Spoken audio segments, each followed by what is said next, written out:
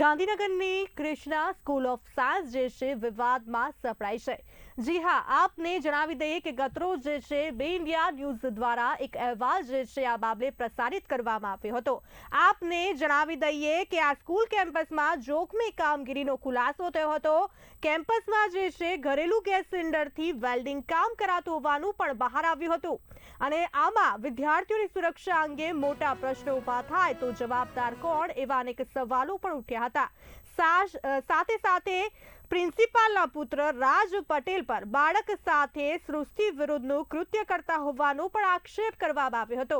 તો આ મામલે જે છે બે ઇન્ડિયાના અમારા સંવાદદાતા દ્વારા જે છે સ્કૂલના સંચાલકોનો સંપર્ક કરવામાં આવ્યો હતો તો પણ કોઈ જવાબ આપવામાં ન આવ્યો હતો। તો શાળા જેને વિદ્યાનું મંદિર પણ કહેવામાં આવે છે તેવી શાળાની ગરિમાને તાર કરતો કિસ્સો સામે આવતા શિક્ષણ અને વાલી જગત સહિત સમગ્ર સમાજમાં હાહાકાર જોવા મળી રહ્યો છે। જી હા, ગાંધીનગરની કૃષ્ણા સ્કૂલ ઓફ સાયન્સ જે ગાંધીનગર જીઆઈડીસી સેક્ટર 25માં આવેલી છે ત્યાંનો આ વિડીયો સામે આવ્યો છે।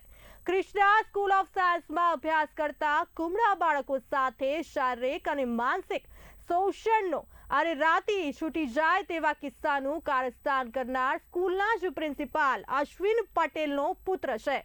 હવસખોર અને નરાધમ રાજ પટેલના દાદા બાબુ પટેલ કૃષ્ણા સ્કૂલ ઓફ સાયન્સના ટ્રસ્ટી છે।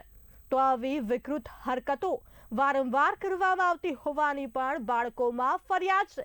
નરાધમ રાજના પિતા પ્રિન્સિપાલ, દાદા ટ્રસ્ટી, તો આવા સંજોગોમાં હોસ્ટેલના બાળકો કમ્પ્લેન કરે તો કોને કરે? પોતાના કુમળા બાળકોની વાલીઓ વિશ્વાસ સાથે કોઈ સંસ્થાને સોંપે છે ત્યારે આવા કિસ્સાને કારણે કોણ વાલી પોતાના બાળકને હોસ્ટેલમાં મૂકશે? આ તો એક જ કિસ્સો સામે આવ્યો છે। જો ઉચ્ચ અધિકારી દ્વારા આ મામલે વિસ્તૃત તપાસ થાય તો આ જ સ્કૂલના અસંખ્ય બાળકો શોષણથી ઉગરી જાય તેવી આ નરાધમોની કરણી છે।